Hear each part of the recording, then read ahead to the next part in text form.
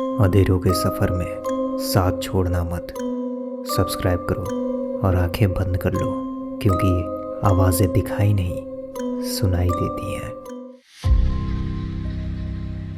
मुंबई की एक पुरानी बिल्डिंग, सी व्यू अपार्टमेंट्स। नाम सुन के ऐसा लगता है जैसे कोई मॉडर्न सोसाइटी हो, लेकिन असल में ये बिल्डिंग इतनी पुरानी है कि दीवारों से सीलन की बू आती है। इसी बिल्डिंग में रहता था अंकित, एक आईटी कंपनी का एम्प्लॉय। उसकी नाइट शिफ्ट थी, इसीलिए हर रात 3 बजे के आसपास घर लौटता था। बिल्डिंग में एक पुरानी लिफ्ट थी जो अभी तक मैनुअल चाबी से चलती थी। रात के बाद लोग उस लिफ्ट का इस्तेमाल करने से बचते थे। सभी के पास उसकी अपनी वजह और कहानियाँ थी, पर अंकित इन बातों पर विश्वास नहीं करता था। और उस रात भी वही हुआ। लिफ्ट ग्राउंड फ्लोर पर थी। अंकित ने गेट खोला, अंदर गया और चाबी घुमाई। लिफ्ट चालू हो गई। जैसे ही लिफ्ट तीसरे फ्लोर के पास पहुंची, चारों तरफ अंधेरा छा गया और लिफ्ट एक झटके से रुक गई।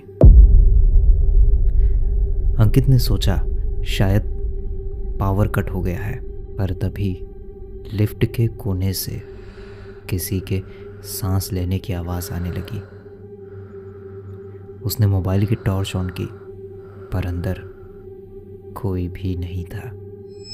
उसने अपना ही रिफ्लेक्शन देखा, पर एक पल के लिए लगा जैसे उसके पीछे कोई और खड़ा हो। उसका दिल तेजी से धड़कने लगा। वो जोर से चिल्लाया, कौन है वहाँ? और उसके चिल्लाते ही लिफ्ट अपने आप ही चल पड़ी और सीधे 6th फ्लोर पर जा रुकी। लिफ्ट के रुकते ही गेट खुला और अंकित के नज़रों के सामने अंधेरे में डूबा हुआ 6th फ्लोर था। यह फ्लोर इसीलिए इतना वीरान था क्योंकि यहाँ पर कोई रहता ही नहीं था। फ्लोर पर अकेले खड़ा अंकित जब सीढ़ियों की तरफ बढ़ने लगा, तो उसके कदमों के साथ एक पायल की आवाज़ भी उसके साथ कदम से कदम मिला रही थी। कानों में आवाज़ पड़ते ही अंकित बिल्कुल थम सा गया, और जब पीछे पलट कर देखा तो एक औरत सफ़ेद साड़ी में खड़ी थी। भीगे हुए बाल, लाल आंखें और पैर उल्टी तरफ मुड़े हुए थे।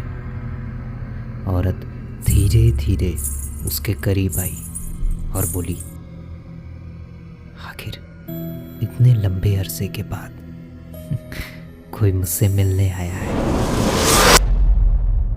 अगली सुबह वॉचमैन ने अंकित को लिफ्ट के पास बेहोश पाया।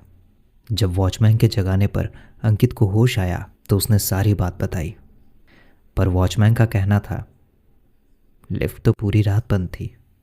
पावर सप्लाई रात के 10 बजे से ही कट हो गई थी।